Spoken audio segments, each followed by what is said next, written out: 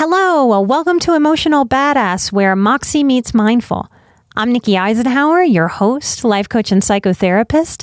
And on today's episode, I'm discussing worry from the emotional Thesaurus.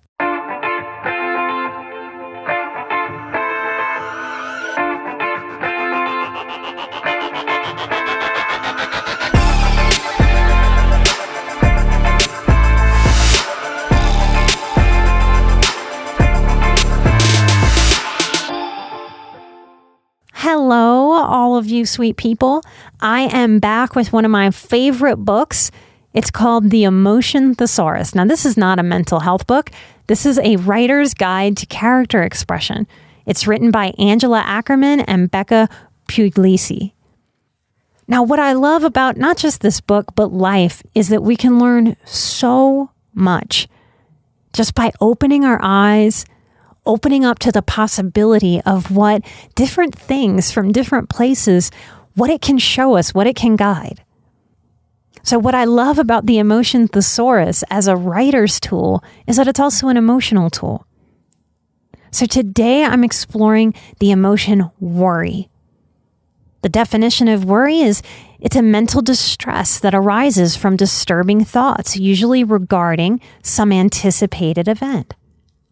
So what are the physical signs of worrying? Well, we can wrinkle the brow, biting one's lip, pinching the skin at the throat, feet that bounce or tap. Can you see the anxiety as I describe these things? Pulling or twisting at one's hair, pacing, drinking too much coffee, smoking too many cigarettes. Worry creates circles under the eyes. Our eyebrows draw together towards the midline. When we're worrying, we're tossing and turning in bed. We have an inability to sleep soundly.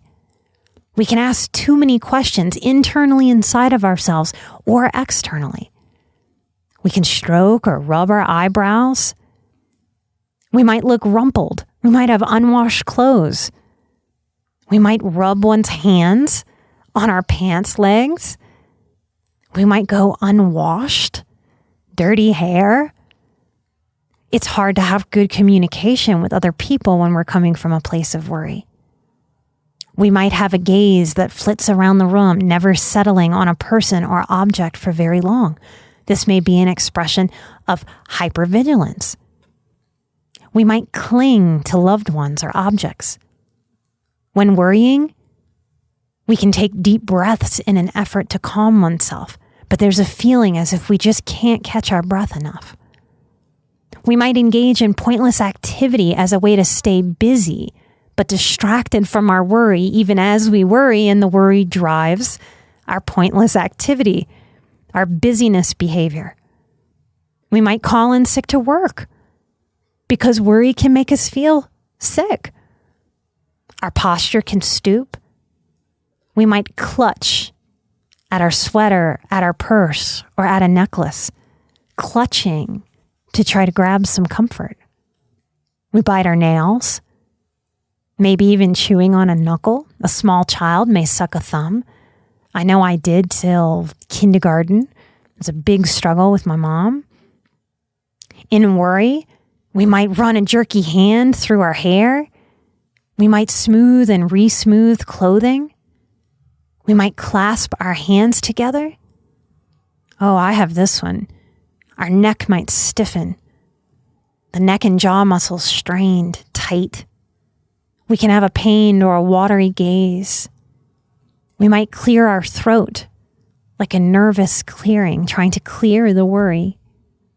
We might blink less, as if worried and we might miss something. We fidget. We can have a hard time sitting still with that worry coursing through our mind and our body. We might sit, then stand, then sit again. Our internal sensations. We can have a loss of appetite or an increase in appetite, as if we want to just put a whole lot of food to smush down that worry. Our stomach can turn sour or sensitive. Heartburn or other digestive issues. a dry mouth, a constricted, tight throat. No wonder it's hard to communicate well through worry. I love the emotion thesaurus. It further breaks down our worry into the mental responses, not just the internal sensations. Mental responses, uncertainty over the choices made. And this may be a big consequence of practicing worry as a lifestyle. That any choice we make, because it's practiced, we've invited a pattern of worry, no matter how well we think out a choice before we make it.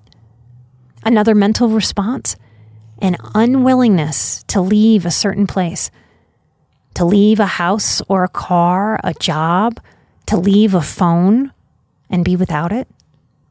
Worry creates an inability to focus. I often think when someone self-reports ADD or ADHD to me, I wonder if that's a real inability to focus or if that's just the symptom we're focusing on, when actually worry is asking for some healing, for a different way to be. Another mental response that comes from worry is a need to control. And we can have compassion and understanding for the desire to want to control. But when we have a need to control and we just don't have the luxury of control over so many things in this life, it's a setup to feel like life is impossible and out of control. We can use worry to stay in regret and stay in the past instead of being more present in the now. Worry can have us distancing ourselves from others, isolating. This is a big one with highly sensitive people, that worry encourages us to overread into things, overanalyze. We tend to believe, as highly sensitive people prone to worry, that if we just think more and more and more and more and more, some kind of answer will show itself, when we may be burying the answer with our worry instead of uncovering it. Another mental response that's very common to worry, assuming the worst case scenario.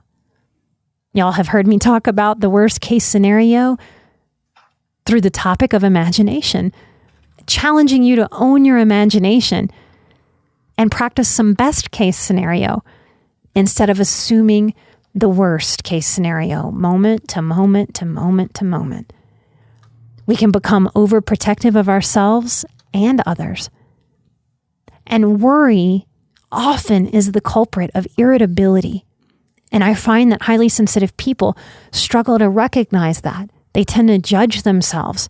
Like, what's wrong with me? I'm irritable. I'm grouchy. I'm snappy. Not understanding that the catalyst that creates much of that irritability comes from incessant worry. The emotion thesaurus highlights cues of acute or long-term worry. We may have weight loss as much as weight gain. Our gut, where we feel our appetite affected, made wonky by the worry. We can go gray prematurely. We can find new wrinkles. Our grades can slip if we're in school, or our work performance can slip. We might develop ulcers, anxiety attacks, panic disorders. Physically, we can develop high blood pressure. The worry pressurizing our blood. It's interesting to think about it in that way, isn't it? And this can lead to increased heart disease, increased sickness and illness due to compromised immune system. If we are worrying constantly and fighting ourselves on every single choice that we make, it's as if our own self is attacking our own self. It's hard for our immune system to stay strong under the weight of that. When worry affects our sleep and we have insomnia, and then fatigue, the cascading effects of worry after it's at the place of affecting our sleep can be staggering.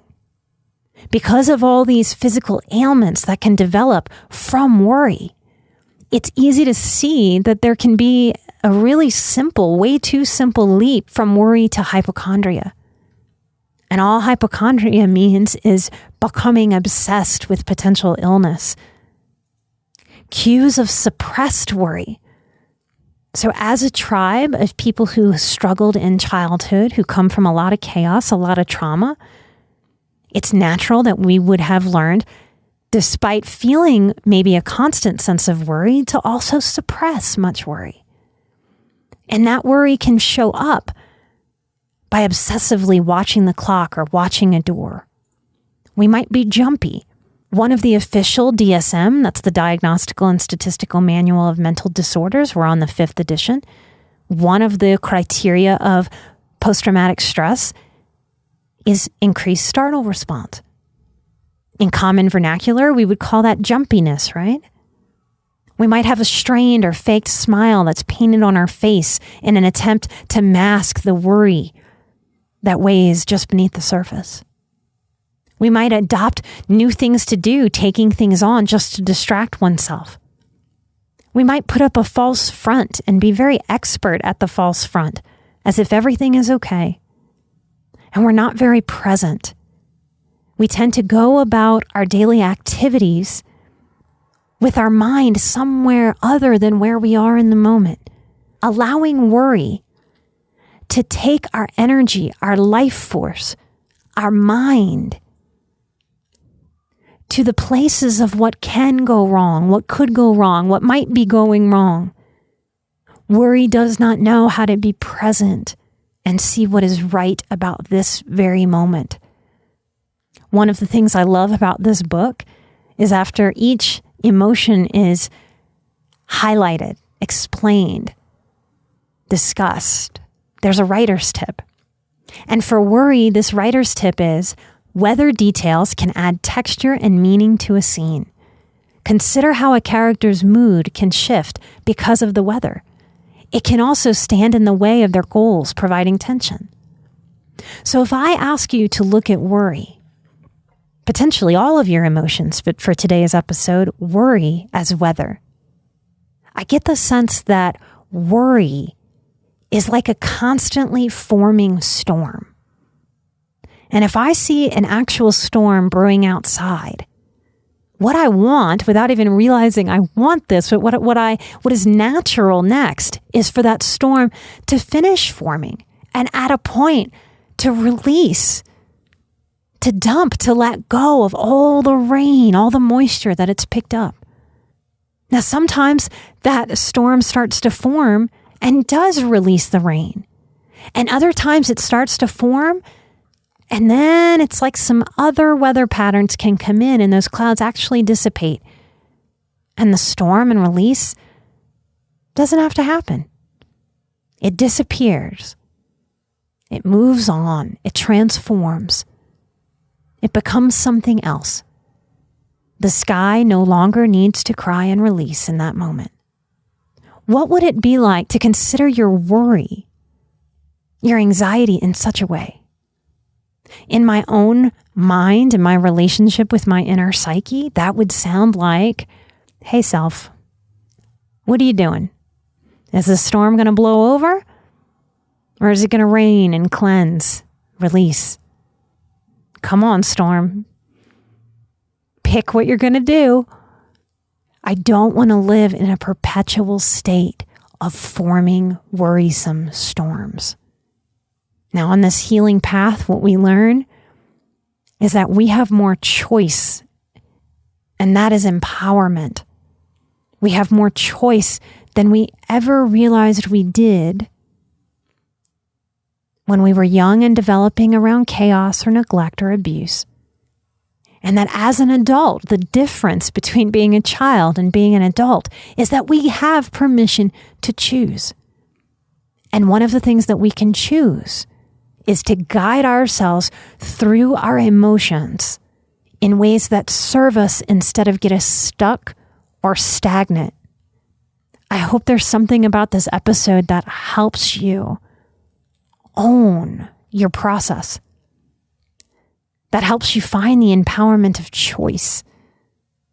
What would it be like to choose to release that worry or to shift, allow another weather pattern to come in and see those clouds dissipate?